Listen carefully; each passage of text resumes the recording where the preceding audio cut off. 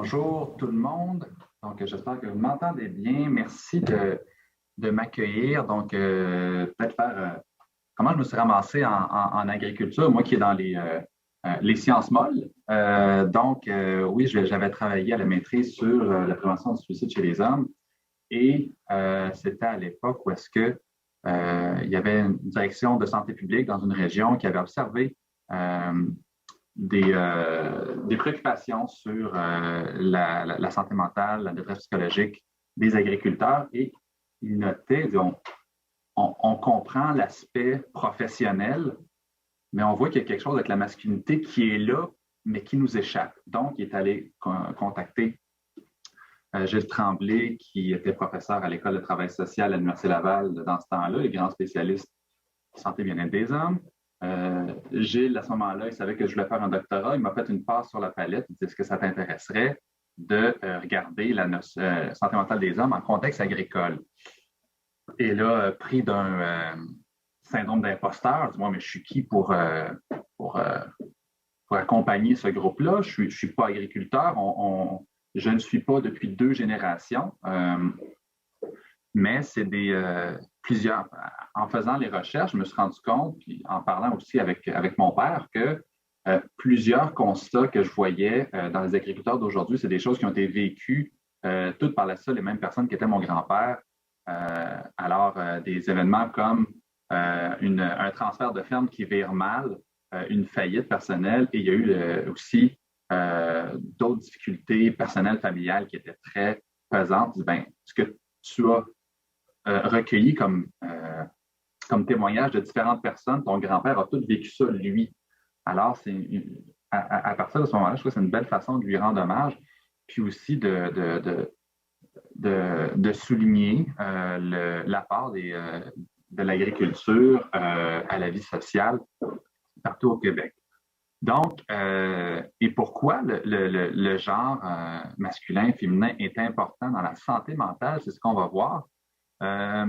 Donc, d'abord, je tiens à remercier Jacques Leblanc, André Jenkins pour leur accompagnement, pour leur invitation. Merci au CRAC. Vraiment, c'est très apprécié. Et aussi plusieurs organismes qui ont soutenu financièrement les recherches qui ont été mises en valeur aujourd'hui. Donc, quand on parle de santé mentale, de quoi on parle? On parle d'un continuum. C'est pas quelque chose, c'est pas une switch de lumière on-off, tu es en santé ou tu ne l'es pas. Donc, c'est quelque chose qui est sur un continuum entre le fait d'être en bonne santé, le fait d'être blessé ou d'être malade. Alors, ça, je vous invite à garder cette grille-là, puis la garder près de chez vous, puis peut-être dans votre bureau à l'étable pour voir. Vous avez plein d'indicateurs, de tableaux pour comprendre la santé de votre troupeau. Ça pourrait être bien d'avoir un indicateur pour votre santé à vous. Donc, moi, je m'intéresse beaucoup à la santé mentale, puis plus encore, santé mentale positive. Donc, qu'est-ce qui génère la santé mentale positive chez les agriculteurs? Donc, quand on voit ce qui est la colonne verte, qui est en bonne santé, on a tout ce qui est l'hygiène, donc le fait de dormir, dormir normalement, se sentir qu'on a la batterie rechargée quand on se réveille, on sent qu'on a de l'énergie, on a un bon réseau social, on va dire aucune consommation d'alcool ou faible consommation. En fait, c'est surtout les raisons pour lesquelles on va consommer. Il y a un agriculteur qui me disait, moi, je prends une bière à 5 heures parce que ça m'oblige à prendre une pause. Donc, on prend une pause, puis après ça, je décide si je retourne ou pas pour poursuivre les travaux. Donc, on voyait qu'on n'était pas dans une fuite où on n'essayait pas d'anesthésier une douleur qui est très vive. On était juste dans un marqueur de temps. Donc, voir un peu où est-ce que vous en êtes, où est-ce que les gens autour de vous en êtes aussi, parce que très souvent, les gens, quand la santé mentale des gens se diminue ou va s'aggraver, ben, la personne concernée, c'est la dernière qui s'en rend compte. Tout l'entourage réalise que la personne ne va pas bien, puis la personne peut nier, de dire non, ça va bien, je suis correct. Alors, ça peut être bon d'avoir ce modèle-là, autant pour vous que pour les gens autour de vous. De quoi on parle santé mentale? Ce n'est pas juste quelque chose qui est entre les deux oreilles. La santé mentale, c'est surtout ce qui génère, ce qui favorise la santé mentale positive. C'est vraiment un ensemble, comme un peu des poupées russes, si on veut, où est-ce que, oui, il y a l'aspect individuel, il y a l'aspect familial, puis en agriculture, famille, entreprise, c'est intimement lié. Comme vous le savez, il y a beaucoup de fermes familiales. Alors, quand ça va bien, c'est fantastique. Quand ça va mal dans la famille, bien, ça peut aller mal dans l'entreprise et inversement. La communauté aussi peut avoir la communauté aussi peut avoir des aspects positifs, des aspects négatifs qu'on va voir plus tard, et la société aussi. J'attire votre attention peut-être sur des facteurs de risque et des facteurs de protection dont on entend plus souvent parler. Donc, ce qu'on a vu là, on le met vraiment de façon plus centrée sur le contexte agricole. Alors, il peut y avoir des facteurs de risque auprès de l'agriculteur, peut-être son histoire personnelle, son histoire sociale, la ferme et la famille, comme je dis, un point qui est très crucial, c'est les transferts de ferme notamment, où est-ce que ça peut donner un tremplin, comme ça peut être un facteur de risque. En prévention du suicide, moi, j'ai entendu des histoires de familles où est-ce qu'il y avait un jeune agriculteur qui, quand il n'a pas eu la ferme, il a fait une tentative de suicide. Et à l'inverse, j'ai aussi eu des histoires où est-ce que quand le jeune s'est senti forcé de reprendre la ferme, il a fait une tentative de suicide. Alors, autour des transferts, vraiment, c'est un point qui est crucial à regarder pour la santé mentale. Les réseaux, les amis, les connaissances, les proches. Donc, qu'est-ce qui est un facteur de risque? Qu'est-ce qui est un facteur de protection? Quand vos amis sont des agriculteurs, mais qui sont aussi vos compétiteurs parce qu'on pourrait acheter les mêmes terres, parce qu'on ne veut pas trop se confier, parce qu'on se dit peut-être qu'il va m'acheter, c'est là où les amis peuvent être à la fois générer des facteurs de risque et de protection. La communauté rurale, ben, c'est tout l'entourage. Est-ce que vos voisins comprennent que vous êtes là pour occuper le territoire, pour travailler? Des fois, on parle des fois des néo-ruraux, est-ce qu'on va vous faire de l'attitude quand vous avez votre gros tracteur sur la petite route de campagne, alors que des gens font leur balade en décapotable, là, la balade du dimanche? À sentir qu'on reconnaît votre travail. Sentir qu'on reconnaît votre travail. Secteur agricole, bien, toutes les politiques agricoles qui peuvent être des facteurs de risque ou de protection, les échanges commerciaux qui peuvent affecter. Il y a quelques années, j'avais participé sur un comité canadien sur la santé mentale en agriculture. Puis une des choses que j'ai amenées, c'était justement que le secteur agricole, on n'entend pas toujours la place de la santé mentale dans les décisions qui sont prises. Puis c'est quelque chose que je me dis, ça vaudrait la peine d'être mis en valeur. La société, bien, là-dessus, il y a des éléments qui ressortent, comme les facteurs de protection, ça va être quand on sent qu'on a une communauté, qu'on a une société qui nous appuie, que les consommateurs nous appuient. À l'inverse, la société il y a des agriculteurs qui vont trouver que la société manque de reconnaissance à l'égard des agriculteurs, des agricultrices, comme on voit sur la fiche qui est là lors d'une manifestation. On vous nourrit, mais on crève. Les autres, pas de nourriture sans agriculture. Et plusieurs événements ponctuels, par exemple, le scandale de l'huile de palme qu'on a eu plus tôt cet hiver avec le palmite. Donc, la population qui était indignée et il y a eu des agriculteurs qui sont sortis dans les médias pour expliquer puis vraiment faire un tour de force là, sur cette oppression-là qui peut être vécue par les agriculteurs. Alors, toujours, on voit la balance. L'idée, c'est que les facteurs de protection doivent dépasser les facteurs de risque pour être en bonne santé mentale. Maintenant, qu'est-ce que le genre vient faire là-dedans? On va d'abord voir qu'est-ce que j'entends par genre. Donc, en anglais, gender, euh, des fois, on va interchanger sexe et genre et il y a des différences. Donc, le sexe, c'est vraiment l'aspect biologique. Donc, le fait d'avoir des testicules, d'avoir des ovaires, certaines hormones. Ensuite, on va parler de genre lorsqu'il est question d'identité de genre. Comment, entre mes deux oreilles, je me sens? Est-ce que je me sens femme? Est-ce que je me sens homme? Est-ce que je me sens non-genré? L'expression du genre, est-ce que je me sens, est-ce que je démontre ma masculinité? Est-ce que je démontre ma féminité? Et ça, on le voit à travers, en contexte agricole, euh, les, euh, les jeunes qui essaient de démontrer leur force, qui essaient de montrer qu'ils sont capables de conduire de la machinerie bien avant l'âge où ils devraient le faire.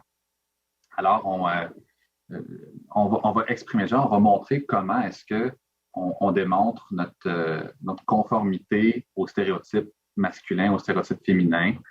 Euh, et enfin, l'attirance. Donc, on est attiré par les hommes, on est attiré par les femmes, on est attiré par les deux, on est attiré par aucun des deux. Alors, il y a tous ces niveaux-là, là, c'est donc bien compliqué. Avant, c'était homme-femme, là, c'est comme si c'était une switch là, de lumière on-off. Maintenant, c'est comme si on avait peut-être des gradateurs, là, à peu près 4 gradateurs. Si vous avez des gradateurs chez vous dans votre maison, ça devrait bien aller. Vous comprenez le système des gradateurs, vous comprenez les différentes composantes des notions de sexe et genre. Maintenant, en agriculture, qu'est-ce que ça veut dire? Bien, les rôles de genre changent en agriculture.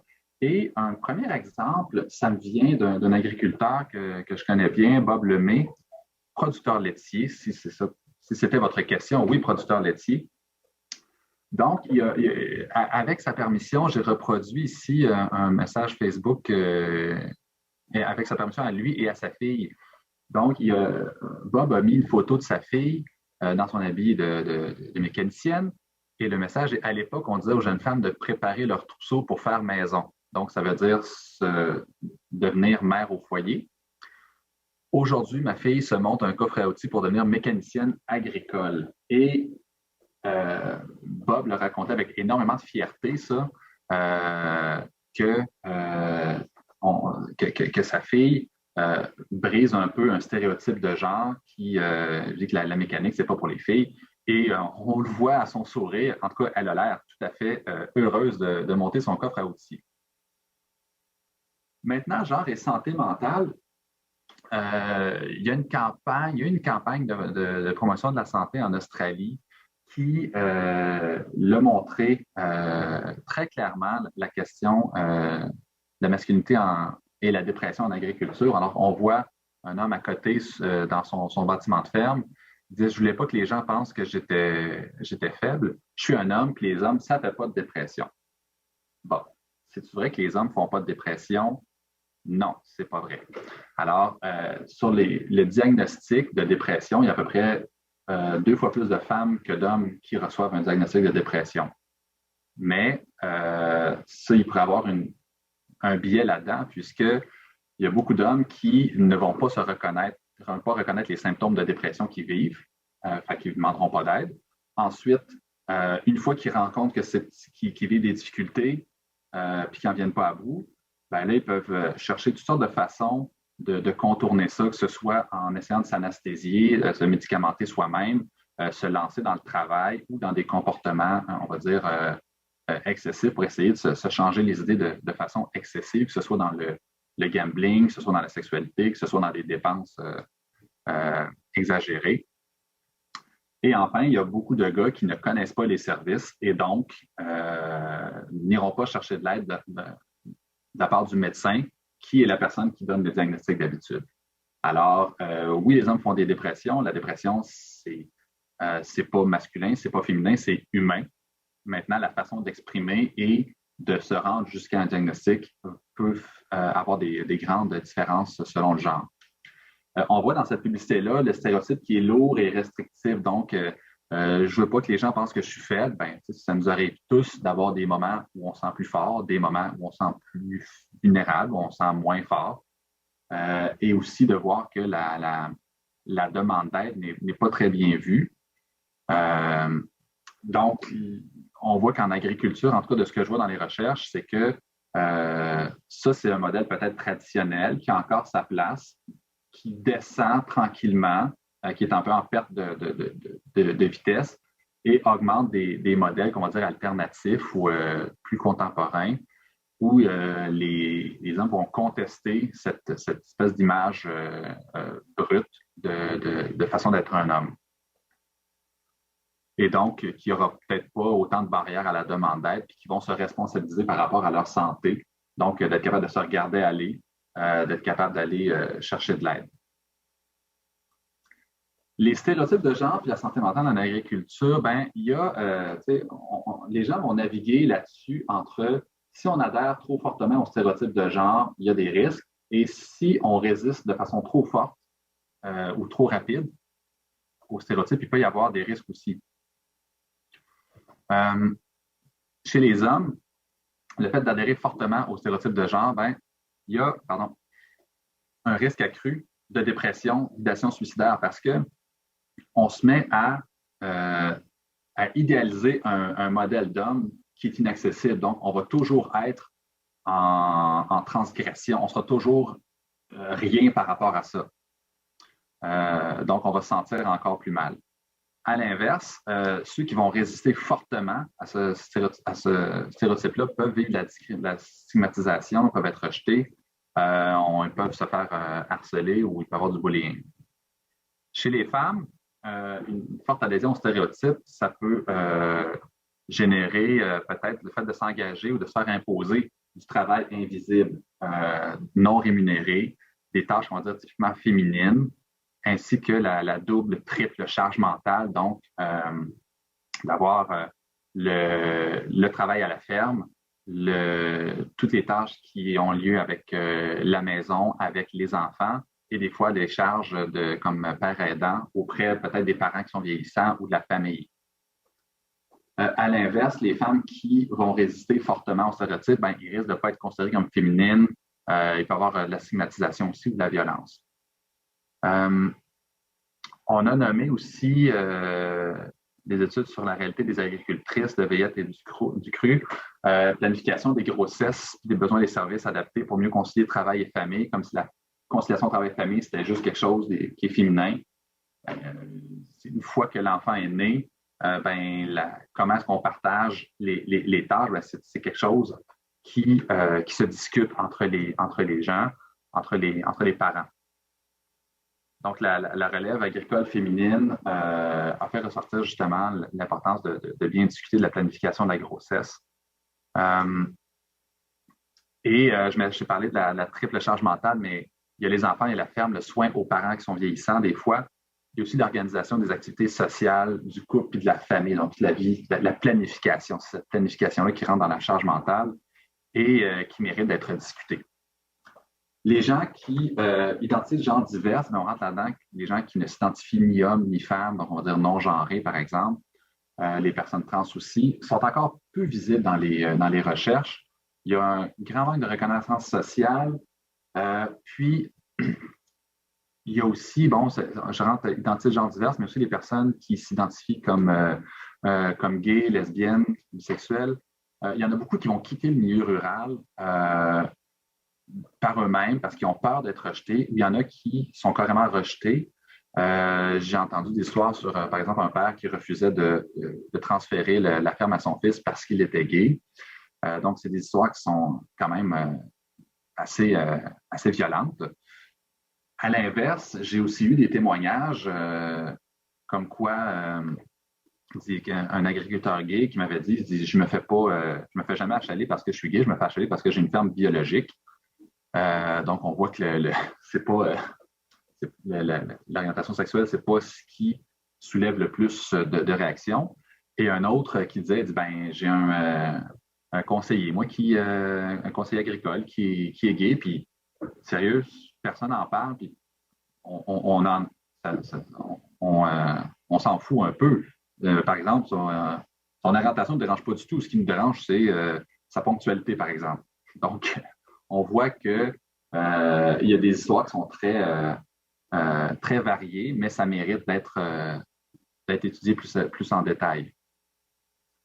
Quelques exemples tirés des recherches auprès des hommes. Comme agriculteurs, nous avons une grande fierté à prendre nos propres décisions. On est très indépendants. Certains agriculteurs comme moi, on peut être inconfortable à chercher des conseils de l'extérieur. Ça peut être difficile d'admettre qu'on a besoin d'aide. Quand je vois les présentations aujourd'hui, c'est clair que l'agriculture est rendue tellement complexe qu'on a besoin de beaucoup de conseillers autour. Sur l'aspect humain, c'est la même chose. Donc, si on est à l'aise de demander conseil pour plein d'affaires techniques, on devrait être à l'aise aussi de demander conseil pour ce qui concerne les réalités familiales, les réalités personnelles. Donc, soutien social, de voir qu'on peut se trouver entre compétition et solidarité. Je l'en ai parlé tantôt un peu, mais le fait les gens avec qui on peut se confier, des fois, ça peut être aussi notre compétiteur. Alors, il y en a comme Steve, il me dit, on achète le voisin, on ne parle pas avec lui. Mais on voit que peut-être pour les plus jeunes, il y a moins cette pression-là de compétition. Donc, il y en a qui vont dire, plus jeune, il dit, je visite des fermes, c'est bon de partager nos problèmes, considérer des solutions inattendues, puis je rencontre régulièrement des agriculteurs pour ça. Alors, on n'est pas dans... on va montrer sa force dans la force de notre réseau et non pas dans notre force comme étant je dois tout faire tout seul. Petite présentation ici qui était une façon que j'ai eue de cartographier mes résultats de thèse. J'avais fait ça avec des agriculteurs, on parlait de santé mentale, donc les hommes en particulier.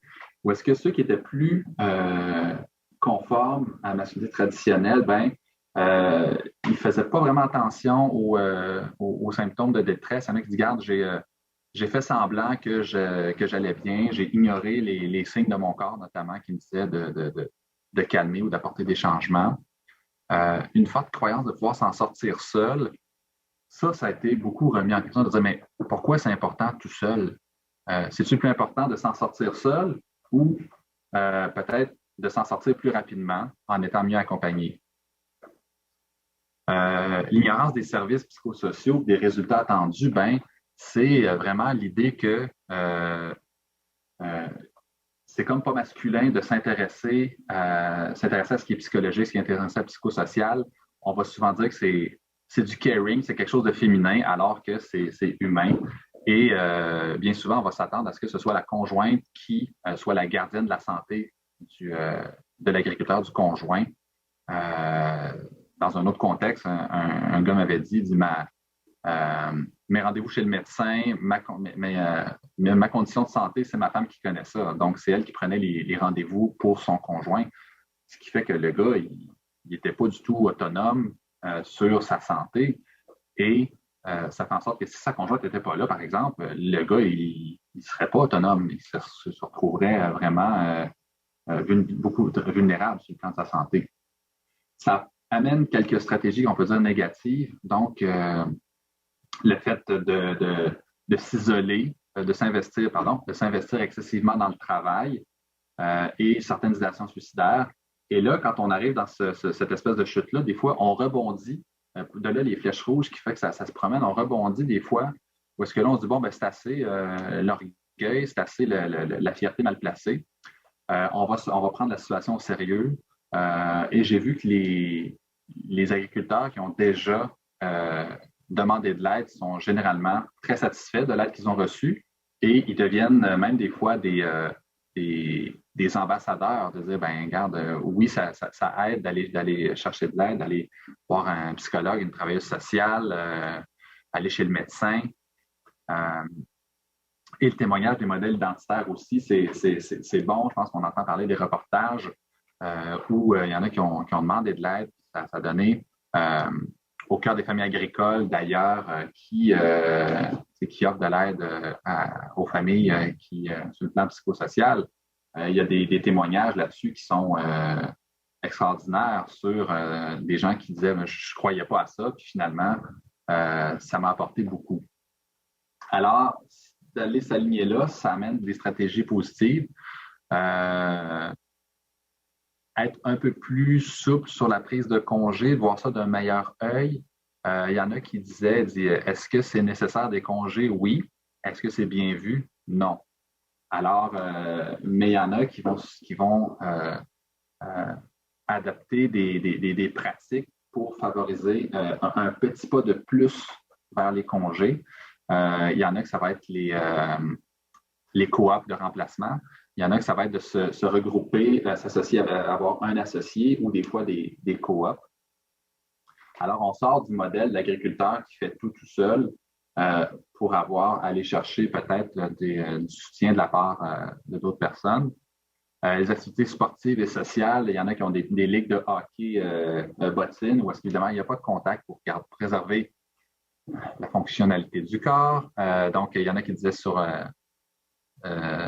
au hockey, sur la glace, la ferme n'a pas sa place, on fait le vide. Puis, je suis présentement en train de faire une recherche sur la santé mentale positive, puis on travaille avec des photos. Donc, les agriculteurs qui participent prennent des photos de ce qui génère pour eux la santé mentale positive. Puis, il y a beaucoup d'activités de loisirs, beaucoup d'activités de congés, et où est-ce qu'on met en valeur de dire, ben, la petite fenêtre de temps que j'ai pris pour faire du kayak, là, c'est comme une victoire sur la pression que j'ai comme agriculteur. C'est pas une longue, j'ai pas pris 4 heures, là, mais ce petit bout-là sur mon kayak ou sur mon paddleboard, ça m'appartient. Et il en était très, très, très, ça devient une fierté. En fait, le soutien ou la demande d'aide du réseau naturel, donc les amis, la famille, et du soutien formel, donc les professionnels. Quelques recommandations qu'on a fait au gouvernement canadien, c'était vraiment de promouvoir la promotion de la santé mentale. Quand on regarde les déterminants sociaux, c'est toutes les poupées russes qu'on a parlé tantôt, d'être attentif à chacun des niveaux et de ne pas négliger l'aspect social parce que la santé mentale, ce n'est pas juste quelque chose qui est entre les deux oreilles. Quand il y a le scandale de l'huile de palme qui vient affecter le sentiment de reconnaissance, ben, c'est social, c'est pas individuel. La promotion de la demande d'aide spécifique aux gens, donc, par exemple, reconnaître les signes de détresse ou de dépression chez les hommes plus traditionnels, ça va moins s'exprimer par le fait de pleurer ou d'être plus tourné vers soi. Ça va être l'augmentation des conflits, de la consommation de différentes substances. Donc, c'est des choses auxquelles il faut être attentif et ça passe aussi par un dépistage des sensibilisations des médecins en milieu rural. Les sentinelles en milieu agricole. Alors, les sentinelles qui sont des gens dans la communauté qui sont formés pour reconnaître les signes de détresse, entrer en contact avec la personne et finalement l'accompagner vers les services appropriés. Il y a aussi travailleuses de rang là-dedans qui font un travail de sensibilisation et qui vont vers les gens.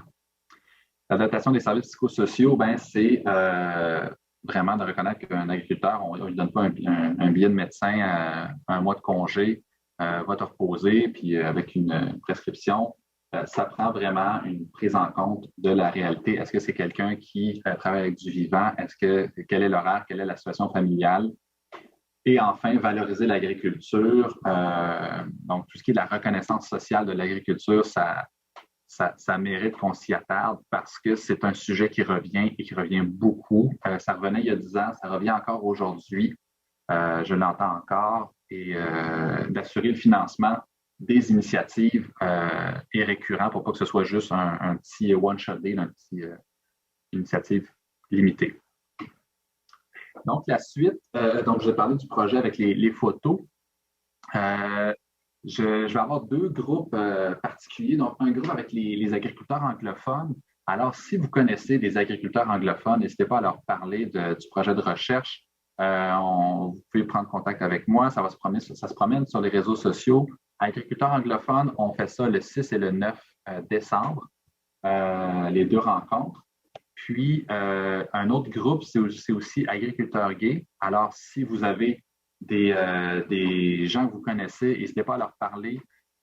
C'est vraiment, moi, dans mes recherches précédentes, j'avais rencontré une fois un agriculteur anglophone, je n'avais pas pu l'intégrer à la recherche puisque mon matériel n'était pas traduit.